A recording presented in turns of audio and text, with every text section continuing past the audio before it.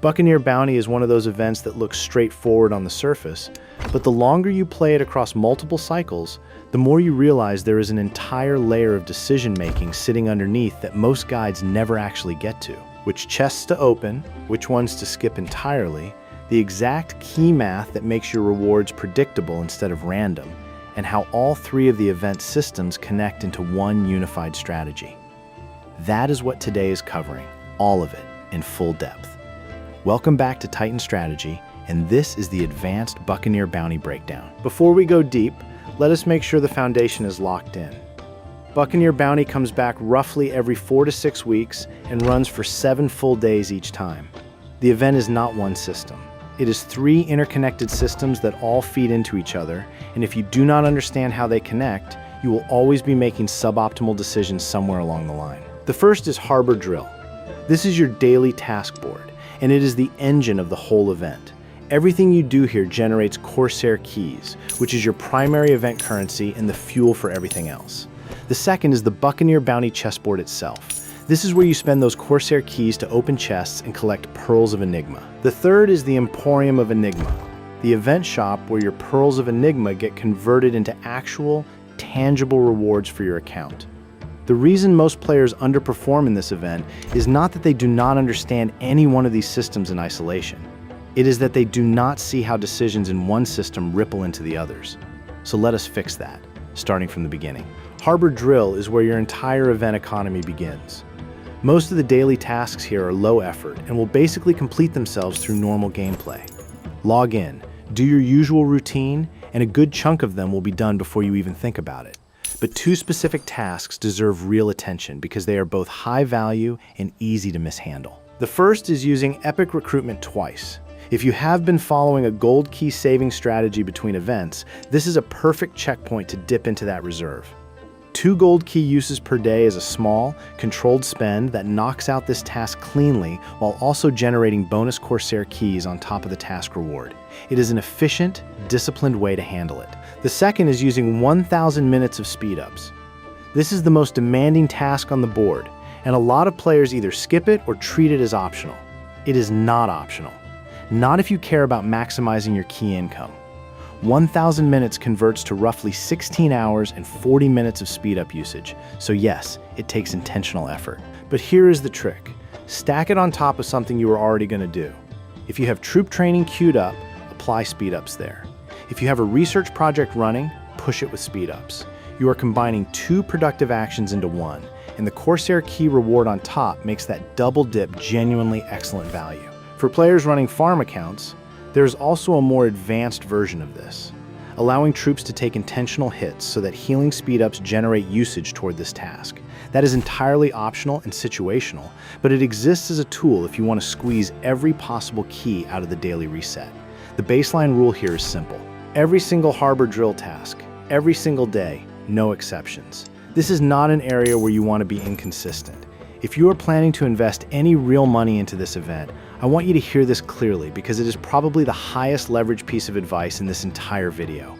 Buy the Harbor Tome on day 1, not day 2, not when you see how the event feels. Day 1. The moment it is available. Here is why this matters so much. The Harbor Tome doubles your daily Corsair Key income for the remainder of the event. Every day that passes before you purchase it is a day of that doubled income you can never recover. Buy it on day 1 and you get the full 7-day benefit. Buy it on day 5 and you have permanently lost 4 days of doubled keys. That gap in your final key total cannot be reversed. The pack itself is strong value, but only when you actually use the full duration you are paying for. Treat it like a time-sensitive investment, because that is exactly what it is. Now the chessboard, and this is the section I really want you to focus on. This is where most of the decision-making happens, and also where most players quietly leak the most value without even realizing it. At any given time, you will see 9 chests on the board. They come in 3 rarity tiers: wood, silver, and gold. Here is the single most important mechanical fact about this entire board, and everything else flows from it. Every chest costs exactly 60 keys to open, regardless of rarity. Wood costs 60, silver costs 60, gold costs 60, same price, completely different value. If you internalize nothing else from this video, let it be that. Because the cost is flat across all rarities, your entire job on this board is to make sure you are spending 60 keys on the highest value chest available, full stop. Opening a wood chest is not just a bad deal. It is spending the exact same resource you could have spent on something dramatically better. That is the core principle driving every decision that follows. You get 3 free board refreshes every single day. Use all 3 of them, every day. If your current board has no gold chest showing, you do not immediately spend keys. You refresh, hunting for gold. Only after all 3 free refreshes are exhausted does a board refresh start costing you 60 keys, the same price as a chest open. At that point, your decision changes, and we will cover that shortly. There is also an open all button sitting right on the board, and I need you to treat it as if it does not exist. The only scenario where opening all 9 chests simultaneously makes sense is if every single chest on your board happens to be gold or silver, with no wood mixed in at all. That specific scenario is genuinely rare. The rest of the time, tapping open all means burning keys on wood chests that you should have refreshed away from instead. Leave that button alone. For free-to-play players, the rule structure here is strict, and that strictness is exactly what produces results. Open gold chests only. When no gold chest is available, burn your 3 free refreshes hunting for one. The moment your free refreshes are gone and there is still no gold chest showing on the board, you stop. You do not spend 60 keys on a silver chest. You do not spend 60 keys on a paid refresh hoping gold shows up. You close the board and come back tomorrow when the reset gives you 3 fresh free refreshes to work with again. This discipline, this willingness to walk away, is the entire difference between a free-to-play player who stretches their key income into something meaningful and one who burns through keys on mediocre chests and ends up short on Pearls of Enigma when it actually matters. Here's a milestone that a lot of free-to-play players either miss entirely or do not plan around properly. Opening 20 total chests across the event unlocks a bonus reward of 30 Pearls of Enigma. 30 bonus pearls is a meaningful number, and it is absolutely worth targeting. The problem is the math.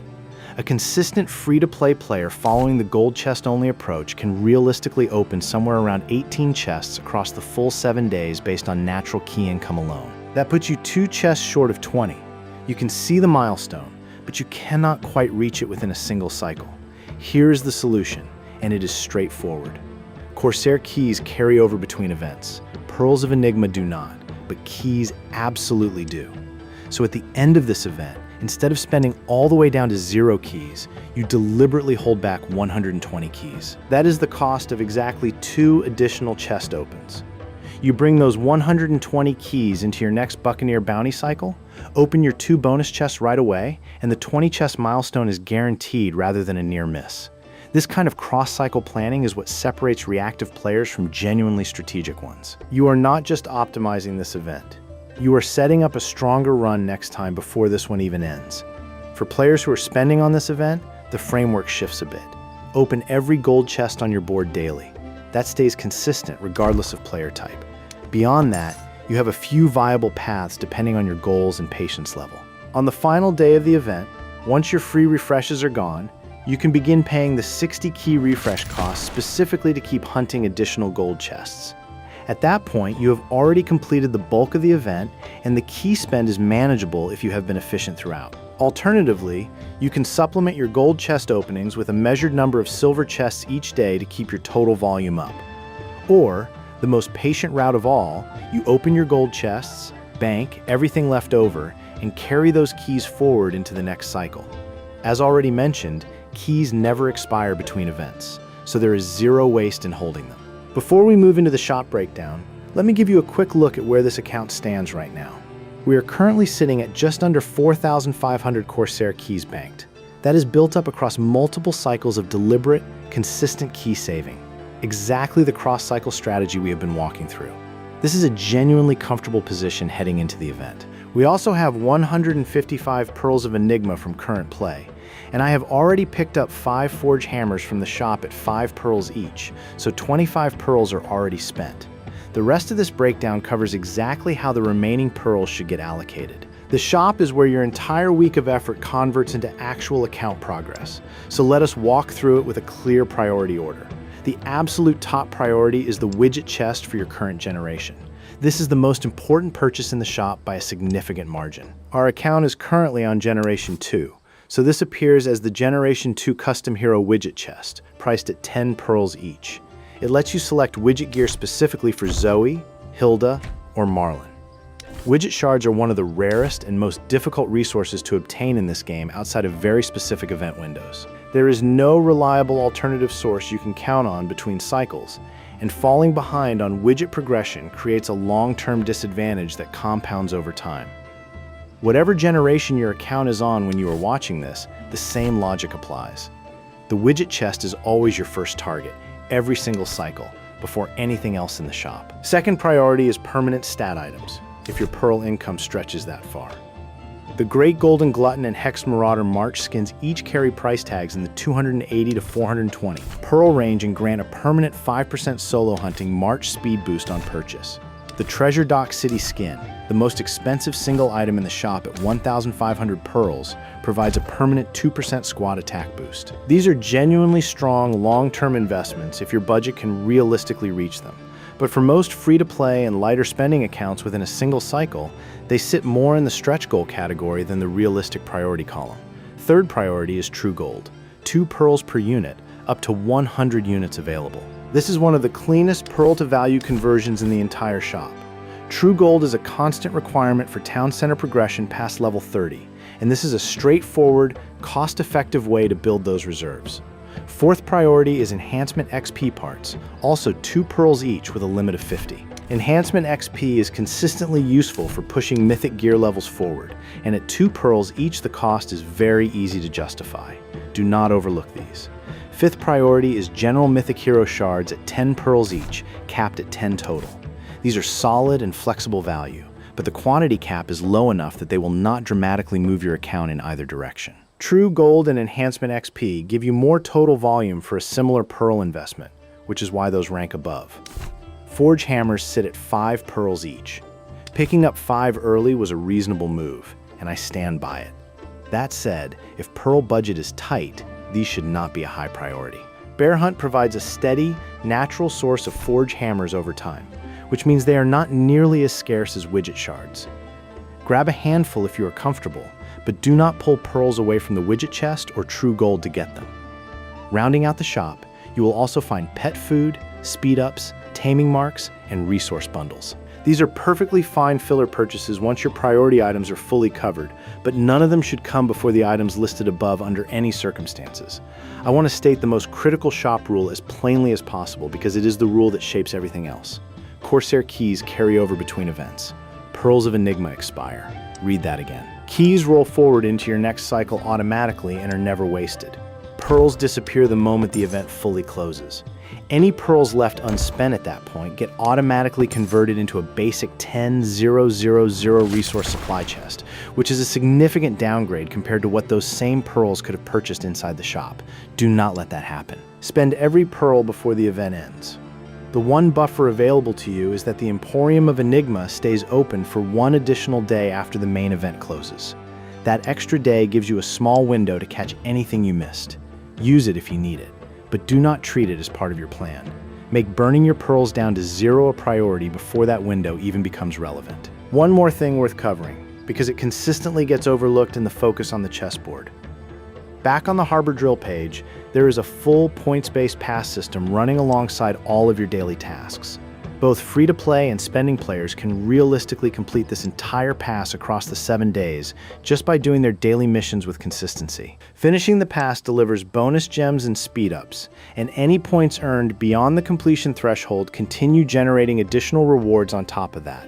It is not the flashiest part of the event, but it is quietly delivering solid value the entire time the event runs. Do not ignore it just because the chessboard gets all the attention. Let me bring everything together in one clean summary. On day 1, if you are spending anything at all, buy the Harbor Tome immediately. Do not wait. Every single day, complete every Harbor Drill task without exception. The Speed Up task and Epic Recruitment task deserve specific, intentional effort. Use all 3 free board refreshes every day without fail. On the chessboard, open gold chests exclusively. Use your free refreshes to hunt for them. The moment those free refreshes are gone and no gold chest is available, stop spending keys and wait for tomorrow's reset. In the shop, the widget chest comes first, always. Then True Gold, then enhancement XP parts, then mythic hero shards, with forge hammers and the stat boosting cosmetics as lower priorities unless your pearl budget genuinely allows for them comfortably. Spend every single pearl before the event closes. There is no situation where leaving pearls unspent is the right call. If you are free to play and tracking short of the 20 chest milestone, bank exactly 120 keys at the end of this cycle and carry them into the next event. The milestone goes from a near miss to a guarantee. And with nearly 4,500 Corsair Keys currently banked on this account, the cross-cycle saving strategy has put us in a very strong position. That kind of reserve, built through consistent, patient play across multiple cycles, is exactly the type of edge that compounds into meaningful long-term progress. That is the complete advanced breakdown of Buccaneer Bounty. If this gave you a sharper, more confident plan than anything you have seen on this event before, drop a like on the video. It genuinely helps. If you are new here and want this level of depth every time a major event comes around, subscribe and hit the bell so you are always covered. Drop a comment and tell me which widget you are going for this cycle and how many Corsair Keys you currently have sitting in your bank. I read every one. This is Titan Strategy. See you in the next one.